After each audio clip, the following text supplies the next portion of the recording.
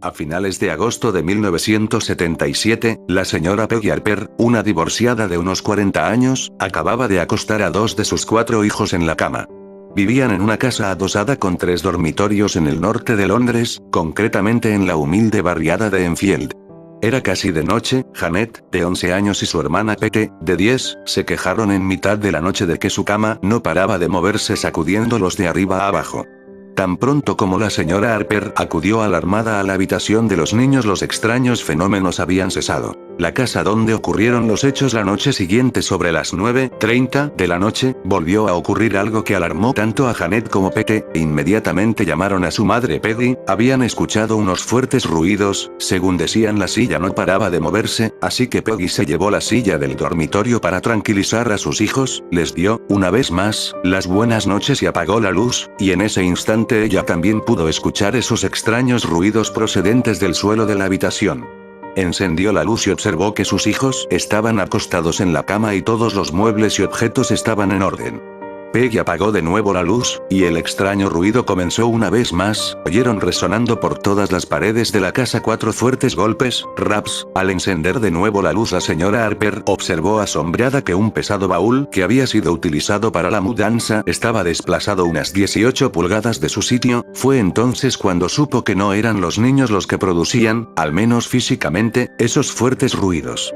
Seguidamente la señora Harper empujó el baúl contra la pared, y al girarse para salir de la habitación el baúl volvió a moverse quedando exactamente en la posición anterior. Esta vez ocurrió mientras estaba presente y con la luz encendida. Era imposible que hubiera podido moverse solo. La señora Harper recuerda horrorizada el miedo en los niños, sus gritos, desesperados por salir de sus camas e ir abajo. Me convencieron de que allí ocurría algo inexplicable. Viendo que las luces de los vecinos estaban encendidas, la señora Harper, todavía con ropa de cama, llamó a la puerta de al lado para que sus vecinos le ayudaran a registrar la casa y el jardín, pero no encontraron a nadie. Pero instantes después también oyeron los golpes en las paredes que se repetían durante cortos intervalos. A las 11 de la noche llamaron a la policía. Ellos también pudieron escuchar los golpes. Un oficial incluso decía que una silla se movía inexplicablemente por toda la casa, y firmaron más adelante una declaración escrita para confirmar los acontecimientos. Al día siguiente los fenómenos continuaron. Se pudieron ver juguetes volar por la habitación de los niños.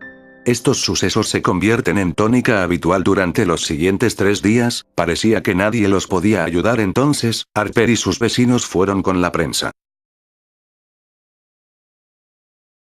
El Daily Mirror envió a un veterano redactor, George Fallows, a un fotógrafo, Graham Morris, y a un reportero, Douglas Vence. Después de estar en el interior de la casa durante varias horas no sucedió nada, parecía que todo había cesado. Los reporteros decidieron marcharse y cuando casi estaban en su coche los llamaron, y al regresar a la vivienda pudieron observar personalmente el fenómeno. Un ladrillo de Lego golpeó en la frente del fotógrafo mientras intentaba tomar una instantánea. Más adelante, cuando el fotógrafo reveló la fotografía, notó que tenía un inexplicable agujero y que el ladrillo volador que le golpeó no podría ser visto por nadie.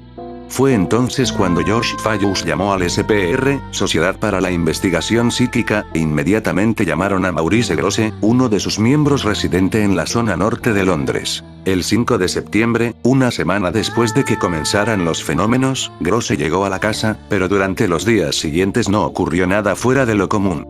Entonces el 8 de septiembre, mientras que Grosse y los periodistas vigilaban la casa expectantes, algo ocurrió. Fue entre las 10 y las 11 de la noche. Oyeron un fuerte golpe en el dormitorio de Janet.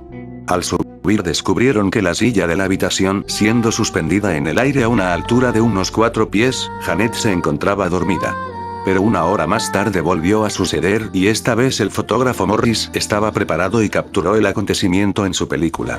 Grosse experimentó en ese momento varios sucesos paranormales. Vio como las puertas se abrieron solas, sintió una fría brisa recorrer su cuerpo, y uno de los juguetes volaron sin que nadie los lanzara. El 10 de septiembre, el caso del poltergeist de Enfield salió en la primera página del periódico Daily. Pronto la radio LBC de Londres se hizo eco de la noticia y esa misma tarde, Grosse, la señora Harper y sus vecinos participaron en un programa de televisión. Uno de los momentos en que los objetos estaban volando. Momentos después de cesar los extraños fenómenos, los fenómenos continuaron, habían interferencias en los sistemas eléctricos de la casa, los objetos desaparecían y aparecían inexplicablemente horas después, las grabaciones de los reporteros de la BBC se borraban misteriosamente, una cámara de infrarrojos instalada en secreto en el dormitorio apareció completamente averiada. Grosse pronto se unió a la investigación con el escritor Leon Playfair y los dos pasaron los siguientes 2 años estudiando el caso, hasta que finalmente los sucesos cesaron. Los golpes en las paredes y entresuelo de la vivienda se convirtieron habituales cada día, los muebles se movían y eran lanzados escaleras abajo, los cajones de los muebles salían disparados, los juguetes y otros objetos volaban por la habitación, misteriosos charcos de agua se encontraron en el dormitorio, surgían de la nada brotes de fuego que se extinguían inexplicablemente sin dejar rastro de quemaduras, cortinas que se retorcían como si fueran sacudidas por el viento cuando todas las puertas y ventanas de la casa se encontraban cerradas. Incluso sucedieron casos de levitación humana. Janet aseguraba haber sido tomada y arrojada al aire por una entidad invisible, esto está atestiguado por los vecinos.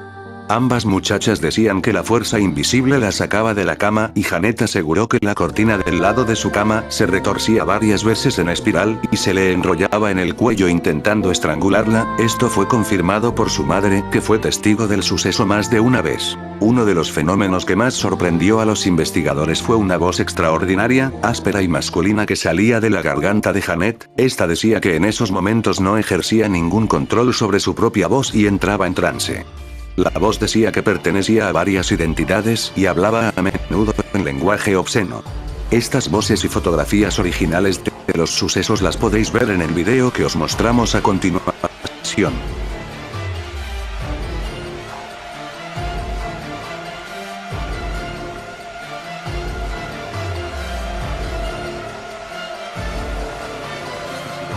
Aseguraba que había muerto en esa misma casa. Esta era la única voz que podían verificar. La conclusión fue que se trataba de un hombre que había muerto años atrás en esa misma casa, y de este acontecimiento no sabía nada ningún miembro de los Harpers. Continuando en su afán por buscar ayuda, llegaron psiquiatras y doctores locales para estudiar a Janet y saber si padecía alguna enfermedad mental, tenía una segunda personalidad o quizás había realmente una entidad paranormal. Maurice Grosse comentó a los especialistas sobre la sospecha de que esas extrañas voces no parecían pertenecer al espectro vocal de Janet, pero estos le contestaron que todos tenemos un segundo registro de voz que si se entrena adecuadamente podemos llegar a utilizarlo, pero para producir una voz tan grave y profunda como la que producía Janet, el proceso podría llegar a ser muy costoso y doloroso. Esta teoría pronto fue sostenida por una grabación de la voz con un laringógrafo. Los patrones de los registros dejaban ver las frecuencias de las ondas que pasaban a través de la laringe. Sin embargo, para producir esta profunda y grave voz durante tan largo periodo de tiempo, naturalmente debería tener consecuencias en la voz normal de Janet, pero la voz de Janet no parecía afectada en absoluto. Grosse concluía que la misteriosa fuente de la actividad del poltergeist parecía tener inteligencia, puesto que obtenía respuestas a preguntas simples, tal como ocurrió en la casa de las hermanas Fox, mediante golpes secos o raps, un golpe seco para contestar con un no y 3 para contestar con un sí. Durante una de las sesiones, Grosse preguntó cuántos años había vivido la supuesta entidad en la casa. La contestación llegó con 53 raps. Janet pasó 6 semanas en Maudsley Hospital en Londres Sur, donde experimentó pruebas precisas para detectar cualquier anomalía tanto física como mental, pero no se encontró nada y durante ese tiempo la actividad poltergeist de la casa cesó completamente. Expertos como el profesor Aster, jefe del Departamento de Física de la Universidad de Birkbeck, y varios investigadores más del SPR, concluyeron al final que toda la supuesta actividad paranormal era fruto del engaño de Janet. Una cámara de video puesta en secreto en el dormitorio filmó a Janet doblando cucharas e intentando doblar una barra de hierro con las manos. Ella fue también vista saltando de arriba abajo sobre la cama, de donde ella diría más tarde que fue lanzada. A pesar de cómo concluyó este caso, en engaño, allí parece haber pruebas que concluyen que los fenómenos iniciales que acontecieron en la casa eran genuinamente anormales.